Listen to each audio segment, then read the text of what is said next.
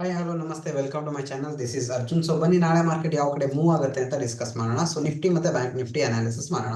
So as of ನಾವು one day time frame ಅಲ್ಲಿ ನೋಡೋದಾದ್ರೆ so over all trend up trend ಕಾಣಿಸ್ತಾ ಇದೆ. ಅಂಡ್ ಇಲ್ಲೊಂದು ಗ್ಯಾಪ್ ಫಿಲ್ ಆಗಿತ್ತು, ಅದು ಆಲ್ರೆಡಿ ಗ್ಯಾಪ್ ಫಿಲ್ ಆಗಿದೆ, ಗ್ಯಾಪ್ ಇತ್ತು. So already 255 points Nifty bank Nifty ಅಂತೂ ಫುಲ್ಫಿಲ್ ಆಗಿದೆ. ಸೊ 15 ಮಿನಿಟ್ ಟೈಮ್ ಫ್ರೇಮ್ ಅಲ್ಲಿ ನೋಡಿದ್ರೆ ಎಕ್ಸಾಕ್ಟ್ಲಿ ನಮ್ಮ ಬೈಯಿಂಗ್ ಅಂಡ್ ಸೆಲ್ಲಿಂಗ್ ಅಪಾರ್ಚುನಿಟಿಗಳನ್ನ ಎಲ್ಲಿ ನೋಡಬಹುದು. ಸೊ ಆಲ್ಮೋಸ್ಟ್ 2 ಡೇಸ್ ಇಂದ ಮಾರ್ಕೆಟ್ ಅಲ್ಲಿ ಒಂದು ರೇಂಜ್ ಬಾಂಡ್ ಕ್ರಿಯೇಟ್ ಆಗಿದೆ. Okay, so market range bound ಅಲ್ಲಿ ಮೂವ್ಮೆಂಟ್ ಆಗಿದೆ, ಸಿಂಪಲ್. ಸೊ ಮಾರ್ಕೆಟ್ ಅಕಸ್ಮಾತ್ ಫ್ಲಾಟ್ ಓಪನ್ ಆಗಿ ಈ ಲೆವೆಲ್ ಕೆಳಗಡೆ ಬ್ರೇಕ್ ಡೌನ್ ಆಗಿ ರೀಟೆಸ್ಟ್ ಆದ್ರೆ ಸೊ ನಾವು ಸೆಲ್ಲಿಂಗ್ ಅಪಾರ್ಚುನಿಟಿಯನ್ನ ಹುಡುಕಬಹುದು. ಅಪ್ ಟು ಅರೌಂಡ್ 300 ಪಾಯಿಂಟ್ಸ್ ವರೆಗೂ ನಮಗೆ ಟಾರ್ಗೆಟ್ ಸಿಗೋ ಚಾನ್ಸಸ್ ಇರುತ್ತೆ.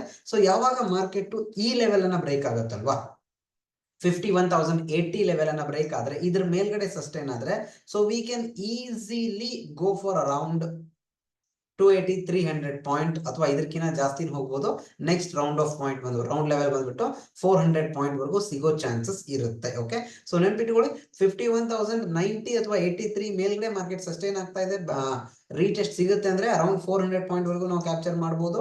ಅಂಡ್ ಈ ಲೆವೆಲ್ ಕೆಳಗಡೆ, ವಿಚ್ ಲೆವೆಲ್ ಎಕ್ಸಾಕ್ಟ್ಲಿ ಹೇಳೋದಾದ್ರೆ 50,860 ಕೆಳಗಡೆ ಮಾರ್ಕೆಟ್ ಸಸ್ಟೈನ್ ಆಗ್ತಾ ಇದೆ, ರೀಟೆಸ್ಟ್ ಆಗ್ತಾ ಇದೆ, ಸೇಮ್ ಲೆವೆಲ್ ತರ ನಮ್ಗೆ ಸಿಕ್ಕಿದೆ ಅಂದ್ರೆ ಸೊ ಎಕ್ಸಾಕ್ಟ್ಲಿ ಈ ರೀತಿ ಇಲ್ಲಿವರೆಗೂ 50,460 470 ವರೆಗೂ ಮಾರ್ಕೆಟ್ ಕೆಳಗಡೆ ಬೀಳೋ ಚಾನ್ಸಸ್ ಇರುತ್ತೆ. ಬಟ್ ಇದಕ್ಕಿಂತ ಮೊದಲು 50,500 ಡೌನ್ ಲೆವೆಲ್ ಏನಿದೆ ನೋಡಿ, ಸೊ ಅದು ಆಸ್ ಅ ಮೇಜರ್ ಸಪೋರ್ಟ್ ಆಗಿ ವರ್ಕ್ ಆಗೋ ಚಾನ್ಸಸ್ ಇದೆ. ಯಾಕಂದ್ರೆ ಇಲ್ಲಿ ಮಾರ್ಕೆಟ್ ಶಾರ್ಪ್ ಆಗಿ ಮೂವ್ ಆಗಿದೆ. ಸೊ ಈ ಝೋನ್ ಏನಿದೆ it can work as a major support ಅಂತಾನು ಹೇಳ್ಬಹುದು. ಇದು ಬ್ರೇಕ್ ಆದ್ರೆ ಇಲ್ಲಿವರೆಗೂ ಬರುತ್ತೆ, ಇಲ್ಲಿ ಬ್ರೇಕ್ ಆದ್ರೆ ಇಲ್ಲಿವರೆಗೂ ಮೇಲ್ಗಡೆ ಹೋಗೋ ಚಾನ್ಸ್ ಇರುತ್ತೆ. ಈ ರೇಂಜ್ ಅಲ್ಲಿ ಇರೋವರೆಗೂ ಓನ್ಲಿ ಸ್ಕ್ಯಾಲ್ಪಿಂಗ್ಸ್, ಸೊ ಯಾವುದೇ ಟ್ರೆಂಡ್ ಕ್ಯಾಪ್ಚರಿಂಗ್ ಟ್ರೇಡ್ ಗಳನ್ನ ಎಕ್ಸಿಕ್ಯೂಟ್ ಮಾಡೋಕೆ ಆಗಲ್ಲ. ಸೊ ಮಾಡಿದ್ರು ಕೂಡ ನಮಗೆ ಟ್ರೇಡ್ ಅಲ್ಲಿ ಎಲ್ ಹಿಟ್ ಆಗೋ ಚಾನ್ಸಸ್ ಇದೆ.